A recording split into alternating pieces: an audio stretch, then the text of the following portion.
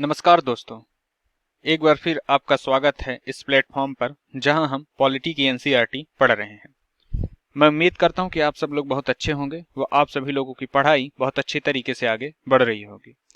लेकिन एक उम्मीद आपसे और है कि आप लगातार इस सेशन को देख रहे होंगे व जो भी बातें हम आपको समझाने का प्रयास कर रहे हैं उन सभी बातों को आप समझ रहे होंगे। तो चलिए हम क्लास को शुरू करते हैं और जो जो मुद्दे हैं उनका समाधान करेंगे व एक एक टॉपिक को पढ़ते हुए हम आगे बढ़ेंगे। तो हमने इससे पहले 9 चैप्टर कंप्लीट कर चुके हैं। चूंकि चैप्टर 9 और चैप्टर 10 जो है वो ओल्ड एनसीईआरटी का सब्जेक्ट है, न्यू एनसीईआरटी में 9 और 10 नहीं है। फिर भी पहले मैं सोचा कि नहीं बनाता हूँ इसके रिकॉर्डिंग वीडियो, फिर मुझे लगा कि भाई लोगों को ज़रूरत पड़ सकती है किसी भी हिसाब से, तो इसलिए मैंने ये चैप्टर 9 और चैप्टर 10 के वीडियो बनाया। तो आज जो चैप्टर 10 है आखिरी चैप्टर है ये, तो इसमें हम देखेंगे विकास।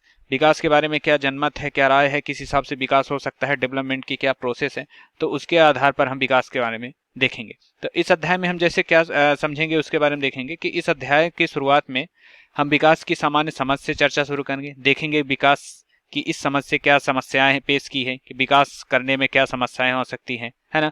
इसके बाद वाले खंडों में इन तरीके को खोजेंगे जिससे इन समस्याओं को हल किया जा सकता है और साथ ही साथ इसके वैकल्पिक तरीकों की चर्चा करेंगे। तो इस अध्याय के मुख्यतः हम क्या देखेंगे, विकास पद की क्या अर्थ है, व्याख्या करेंगे विकास की, विकास के प्रचलित मॉडलों को हम समझेंगे, उसकी उपलब्धियों उससे जुड़े समस्याओं को हम देखेंगे और इसके साथ जो वैकल्पिक मॉडल पेश किए गए हैं उनमें कुछ चर्चा करेंगे। तो चलिए आज की क्लास को शुरू करते हैं और देखते हैं कि आज की क्लास में क्या आगे है। तो इसमें स्मरणीय बिंदु में जैसे विकास के पद की क्या व्याख्या है, तो उन्नति, प्रगति, कल्याण और बेहतरीन जीवन की अभिलाषा ही विकास है। मतलब आपकी उन्नति हो, प्रगति हो, आपके जीवन का कल्याण हो और बेहतर जीवन की अभिलाषा हो, मतलब जीवन बेहतर हो, उससे जुड़ी समस्याएं ना हो, तो यही क्या होता है, विकास होता है। विकास की दृष्टि से विश्व को 3 श्रेणी में विभाजित किया गया है, विकसित देश, विकासशील देश व अल्प विकसित देश। वर्तमान में भौतिकवादी युग में व्यक्ति था समाज में विकास का अर्थ आर्थिक विकास से लिया जाता है। इस कहने का मतलब यह है कि विकास जो होता है उसके हिसाब से हम इसको 3 भागों में विभाजित कर सकते हैं कि विकास देशों में किस हिसाब से होता है। पहला होता है विकसित देश जो उन्नत है, जिनके पास हाईटेक टेक्नोलॉजी है और विभिन्न सुविधाएं हैं। फिर उसके बाद आते हैं विकासशील देश जो ना तो उन्नत है और ना ही एकदम अल्प विकसित है, वो मध्यम श्रेणी में आते हैं। उनसे क्या है कि उनके पास सुविधाएं तो ज्यादा नहीं है लेकिन इतनी कम भी नहीं है, पर उन सुविधाओं को लेकर वो आगे बढ़े, विकसित देश की ओर बढ़ रहे हैं। और तीसरे आते हैं अल्प विकसित देश जिनमें विकास नहीं है, जिनको विकास की जरूरत है, डेवलपमेंट की प्रोसेस हो रही है, उसे अल्प विकसित देश कहेंगे। तो विश्व के सभी देशों के विकास के लिए प्रयासरत है, विश्व के जितने भी देश हैं सभी अपने विकास के लिए प्रयासरत हैं। न्यूनतम आवश्यकताओं की पूर्ति, गरीबी व बेरोजगारी को दूर करना, लोकतांत्रिक पद्धति का विकास तथा आत्मनिर्भरता आदि विकसित एवं विकासशील देशों के मुख्य उद्देश्य है। विकास के जिस मॉडल का अनुकरण आज विश्व कर रहा है वह ऊर्जा के अधिक से अधिक उपयोग पर निर्भर है। मतलब जिस विकास पद्धति का हम उपयोग कर रहे हैं या फिर जिस हिसाब से हम विकसित होते जा रहे हैं उसमें सबसे ज्यादा किस चीज की खपत हो रही, वो है ऊर्जा की। इस मॉडल के कारण समाज और पर्यावरण को भारी कीमत चुकानी पड़ी है, क्योंकि वर्तमान समय में आप देख रहे हैं कि क्लाइमेटिक कंडीशन इतनी ज्यादा परिवर्तित हो रही है, इससे विभिन्न विभिन्न बीमारियों का इजाद हो रहा है, जिससे मनुष्य को भी तकलीफ हो रही है, जीव जंतुओं को तकलीफ हो रही है। और साथ ही साथ इस जो मॉडल जो विकसित देश की श्रेणी में जो आना है उससे भी हम लोग भाग रहे हैं या फिर टाल रहे हैं उस तरीके का। आगामी पीढ़ियों में एक संसाधन रहित पृथ्वी और ढेर सारी समस्याओं का सामना करना पड़ सकता है, क्योंकि जैसे मॉडल में हम जा रहे हैं उससे इसी तरह हो सकता है। और विकास केवल आर्थिक उन्नति से नहीं हो माना जाता, अब विकास को मापने के वैकल्पिक तरीके खोजे जा सकते हैं, क्योंकि आप जिस सदी में हैं आपका विकास और विकास का कार्यक्रम जिस वार्षिक तौर पर प्रकाशित करता है, प्राकृतिक संसाधनों को संरक्षित करने के लिए और प्रयास करने के लिए इस हिसाब से किए जाने चाहिए। हमें अपने जीवन शैली को बदलकर उन साधनों का कम से कम प्रयोग करना चाहिए जिनका नवीनीकरण नहीं हो सकता, मतलब जो दोबारा नहीं बन सकते या फिर जिनके बनने में बहुत सारा समय लग सकता है, उनको हम कम से कम उपयोग करें। इस हिसाब से विकास का लक्ष्य बेहतर व सुखद जीवन की कामना है। अतः हमें क्या करना चाहिए, अपनी वर्तमान जरूरतों को नहीं बल्कि दीर्घकालिक हितों का भी ध्यान रखना चाहिए। वर्तमान जरूरतों के हिसाब से अगर हम कार्य करेंगे तो हम इस संसाधनों को दीर्घकाल यानी लंबे समय तक नहीं यूज कर पाएंगे। इससे क्या होगा कि आने वाली पीढ़ियों को बहुत ही ज्यादा तकलीफ हो सकती है। तो इस कारण से हमें क्या रहेगा, वर्तमान जरूरतों को नहीं बल्कि दीर्घकालीन हितों का ध्यान रखना चाहिए। अब हम देखेंगे कि विकास से अभिप्राय क्या है, यानी इसका मुख्यतः मतलब क्या है। तो संकुचित रूप से इसका प्रयोग क्या होता है, आर्थिक विकास की दर में वृद्धि और समाज का आधुनिकीकरण के संदर्भ में किया जाता है। व्यापक अर्थ में जैसे हम देखेंगे तो उन्नति हो गई, प्रगति हो गई, कल्याण और बेहतर जीवन की अभिलाषा के विचारों का वाहक इस है ना। इसके आर्थिक उन्नति के साथ साथ जीवन की गुणवत्ता में वृद्धि को भी शामिल किया जाता है।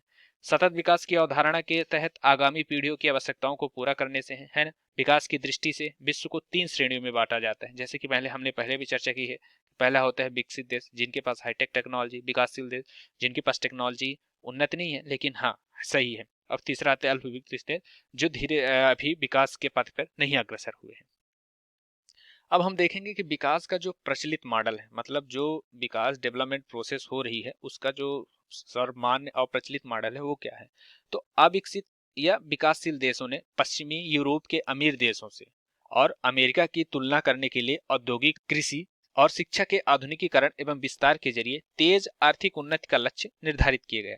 यह सिर्फ राजसत्ता के माध्यम से ही संपर्क, मतलब विकास का जो प्रचलित मॉडल है उसके हिसाब से आप ये कह सकते हैं कि जो अल्प विकसित देश हो गए या फिर विकासशील देश हो गए, वो पश्चिमी देशों के जो विकसित मॉडल है या औद्योगिकरण है, उनकी कृषि, उनकी शिक्षा को वो आधुनिकीकरण विस्तार के लिए उनको ज्यादा आप एडॉप्ट कर रहे हैं, जिसके क्या हो रहा है कि जिससे आर्थिक उन्नति का जो लक्ष्य निर्धारित किया जा रहा है वह राज्य सत्ता के द्वारा ही संभव हो रहा है। अन्यथा ऐसा हो रहा है कि अगर आपके पास नीति नहीं है, नियम नहीं है, शासन की अच्छी पद्धति नहीं है, तो आप इन जो संसाधनों का उपयोग है उनको नहीं यूज कर सकते हैं, ना ही अपने देश को विकसित कर सकते हैं।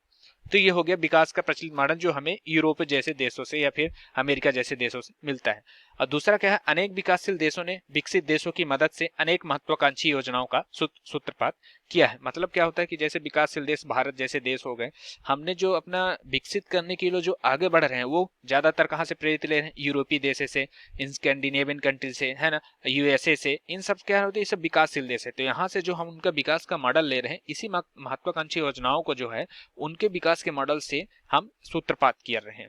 और विभिन्न हिस्सों में क्या हो रहा है, संयंत्र, इस्पात संयंत्रों की स्थापना, खनन, उर्वरक और कृषि तकनीकों में सुधार जैसी अनेक बृहद परियोजनाओं के माध्यम से देश की संपदा में बढ़ोतरी कर रहे हैं व आर्थिक विकास की प्रक्रिया को तेज कर रहे हैं।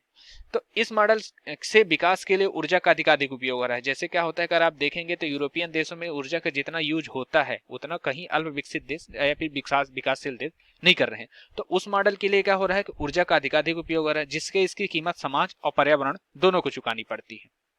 तो ये विकास का जो नया मॉडल है, जिसके कारण से आप यूरोपीय देशों के अंधानुकरण पद्धति का उपयोग करके या फिर उनके पीछे भाग के इस तरह विकास को जो आजकल लिया जा रहा है विकास के अर्थ को, उसके द्वारा सिर्फ यही हो रहा है कि समाज का नुकसान हो रहा है, पर्यावरण का नुकसान हो रहा है, व्यक्ति का नुकसान हो रहा है और जीवन जीने की शैली भी प्रभावित हो रही है। अब विकास मॉडल की आलोचना, मतलब जो विकास ये मॉडल है जो सर्वमान्य है आज के समय में, उसकी आलोचना क्या है। इससे क्या हो रहा है कि विकासशील देशों के लिए से वित्तीय लागत बहुत अधिक आ रही है, क्योंकि क्या है कि वो अभी विकासशील यानी डेवलपमेंट स्टेज में है और ऐसे स्टेज में उनके पास न पर्याप्त आर्थिक संपत्ति है, न सुविधाएं हैं, जिसका कारण क्या हो रहा है कि उन पर बहुत ज्यादा बोझ बढ़ रहा है और जिससे वो क्या हो रहा है कि दीर्घकालीन कर्ज में दब गए हैं, है ना। बांधों के निर्माण में, औद्योगिक गतिविधियों और खनन कार्यों की वजह से बड़ी संख्या में लोगों को उनके घरों और क्षेत्रों से विस्थापन हुआ है।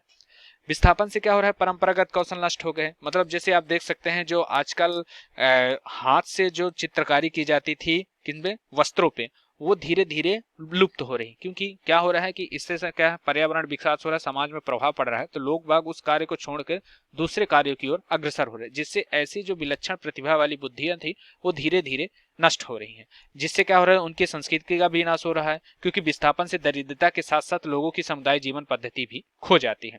अब क्या हो रहा है, विशाल जयंती भूभाग बड़े बांधों के कारण डूब जाते हैं, जिसके कारण पारिस्थितिक संतुलन बिगड़ जाता है।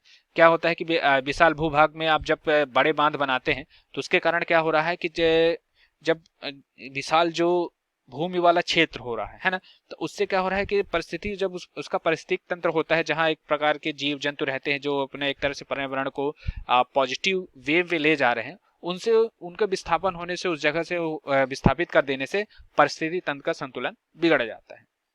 और ऊर्जा के उत्तरोत्तर बढ़ते उपयोग से क्या हो रहा है, पर्यावरण को नुकसान हो रहा है ना, क्योंकि इससे ग्रीन हाउस गैसों का भी उत्सर्जन हो रहा है। वायुमंडल में ग्रीन हाउस गैसों के उत्सर्जन की वजह से आर्कटिक में और अंटार्कटिक पर ध्रुवों पर बर्फ पिघल रही है। परिणाम स्वरूप क्या हो रहा है, बांग्लादेश, मालदीव जैसे द्वीप जैसे देश हो गए, निम्न भू क्षेत्र वाले जो आते हैं वो आज डूब रहे हैं। अब जैसे देखेंगे विकास का फायदा विकासशील देशों में निम्नतर वर्ग तक नहीं पहुंच पा रहा है। इसका कारण क्या है? समाज में आर्थिक समानता नहीं है ना, और जिससे क्या हो रहा है कि आर्थिक असमानताएं बढ़ गई है। सर्वाधिक निर्धन व वंचित तबकों के जीवन के स्तर में सुधार नहीं हो रहा है। तो इन सब वजहों से क्या हो रहा है कि विकास की जो मॉडल है जिसमें ऊर्जा का खपत ज्यादा हो रहा है, तो ये यूरोपीय मॉडल, अमेरिकी मॉडल जो हो गया, उसकी आलोचना हो रही है। अब विकास की वैकल्पिक अवधारणा हम देखेंगे कि जो इनको हटा के भी विकास, ऐसे कौन से विकल्प है जिनके द्वारा हम विकास या डेवलपमेंट की प्रोसेस को आगे बढ़ा सकते हैं। तो इसके आधार पर क्या है, सहभागिता के आधार पर विकास की रणनीतियों में स्थानीय निर्णयकारी संस्थाओं की भागीदारी बनाना सुनिश्चित करना। ऊपर से नीचे की रणनीति को त्यागते हुए क्या करना चाहिए, विकास की प्राथमिकताओं, रणनीतियों के चयन व परियोजनाओं के वास्तविक कार्यान्वयन में क्या करना चाहिए, स्थानीय लोग, जो अनुभवी लोग हो गए। जैसे आपको किसी हिसाब से डेवलपमेंट करना है किसी भी क्षेत्र में, तो आप ऊपर से लेके नीचे तक ना करिए, आप ऐसा करिए कि नीचे से उसकी शुरुआत कीजिए। स्थानीय लोगों को अधिक महत्व दीजिए, उनके अनुभवों को महत्व दीजिए तथा उनकी भागीदारी को जो आप बढ़ावा देंगे तो उससे क्या होगा कि विकास की प्राथमिकताओं को और विकास की जो वैकल्पिक अवधारणा है उसको आप अग्रसर कर सकते हैं। न्यायपूर्ण और सत्य विकास की अवधारणा को महत्व देना, प्राकृतिक संसाधनों को सुरक्षित रखना और संरक्षित करने के प्रयास करने से, जिससे क्या होगा कि पर्यावरण का संतुलन नहीं बिगड़ेगा और अपनी विकास की अवधारणा भी फैल सकेगी। अब हमारे जीवन शैली में क्या हो रहा है, जीवन शैली को बदलकर उन साधनों का कम से कम प्रयोग करना चाहिए जिनका नवीनीकरण नहीं हो सकता है। मतलब जैसे जो बिजली बनाई जा सकती है उसके लिए हमें सोलर पैनल का ज्यादा उपयोग करना चाहिए, अन्ना की उसके मुकाबले कोयले का, क्योंकि कोयला दोबारा नहीं बनाया जा सकता। एक बार कोयला खत्म हो गया तो आपके पास किसी भी हिसाब से कोई भी ऊर्जा के साधन नहीं रह पाएंगे, क्योंकि वैकल्पिक ऊर्जा का उपयोग कम कर रहे हैं। तो क्या होगा कि जब अचानक से कोयले खत्म हो गया, फिर जिनका नवीनीकरण नहीं किया जा सकता, तो उसके द्वारा अचानक से क्षति हो सकती है। विकास की महंगी और पर्यावरण को नुकसान पहुंचाने वाली सोच से सदैव दूर रहना चाहिए। इन सब नीतियों का जब आप अनुसरण करेंगे तो विकास की वैकल्पिक अवधारणा को आप अपना सकेंगे, और साथ ही साथ क्या होगा कि आप समाज को, व्यक्ति को और पर्यावरण को, दोनों तीनों को बिना क्षति पहुंचाए इनको विकास के पथ की ओर अग्रसर कर सकते हैं। हम देखेंगे कि मानव विकास सूचकांक जो है और उसमें भारत की स्थिति क्या है। तो मानव विकास को मापने का क्या तरीका है, मानव विकास प्रतिवेदन, जिसे क्या किया गया, संयुक्त राष्ट्र विकास कार्यक्रम यूएनडीपी वार्षिक तौर पर प्रकाशित करता है। इस प्रतिवेदन में साक्षरता और शैक्षिक स्तर, आयु संभाविता और मातृ मृत्यु दर जैसे विभिन्न सामाजिक संकेतकों के आधार पर देशों को दर्जा निर्धारित किया जाए। इसका मतलब यह है कि जैसे मानव विकास को जो मापा जाता है वो मानव विकास प्रतिवेदन के द्वारा मापा जाता है ना, जिसको संयुक्त राष्ट्र विकास संघ से संयुक्त विकास कार्यक्रम यूएनडीपी द्वारा इसको प्रकाशित किया जाता है ना। इसमें साक्षरता देखी जाती है, शैक्षिक स्तर देखा जाता है, आयु कितनी है, संभाविता कितनी है और मातृ मृत्यु दर जैसे विभिन्न सामाजिक संकेतकों के आधार पर मानव विकास सूचकांक की परिभाषा दी जाती है या फिर इसकी रिपोर्ट प्रकाशित की जाती है।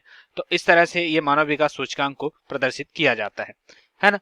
तो इस तरह से आज का हमारा ये टॉपिक कंप्लीट हुआ। इतना ही हमारे हिसाब से टॉपिक था आज का, ये लास्ट टॉपिक था जिसमें आपको सिर्फ विकास के बारे में, डेवलपमेंट की नॉर्मल प्रोसेस के बारे में बताया गया। तो हमने क्या किया है कि ये जो आपके समक्ष मैंने जैसे लाया है, ये पूरी तरह से क्या होता है कि शॉर्ट नोट्स टाइप का है ना। आपकी ये पूरी जो एनसीईआरटी की क्लास 10th की, I mean say that class 11 की जो पॉलिटिक एनसीईआरटी है, जो 10th चैप्टर है, तो उसमें हमने उन्हीं शब्दों को इसमें जोड़ा है जो जरूरी है, मतलब बेहतरीन बातों को जिनके द्वारा आप उस जो चैप्टर कहना चाह रहा है जिससे आप समझ सकते हैं, तो कम शब्दों में हमने आपको ये पूरे चैप्टर आपके सामने रख दिया है। तो इस तरह से आज का ये हमारा टॉपिक कंप्लीट होता है। आपको ये टॉपिक कैसा लगा आप हमें कमेंट के माध्यम से बताएं तथा लोगों को शेयर करें, जिससे क्या हो उनको भी पता चले कि हाँ, हमारे पास पॉलिटी की एनसीईआरटी जो है बेहतरीन तरीके से यहाँ पढ़ाई जा रही है। तो अब हम कल से क्या शुरू करेंगे कि इसका जो नया संविधानिक जो स्थिति है, आपके क्लास 11 की पॉलिटी का ही एक दूसरा बुक है, उसको हम कल से चालू करेंगे। तो आज हमारा यह टॉपिक यही कंप्लीट होता है। आपको कैसा लगा आप हमें कमेंट के माध्यम से बताएं और इसी तरह आप अपना प्यार हमें देते रहें। धन्यवाद।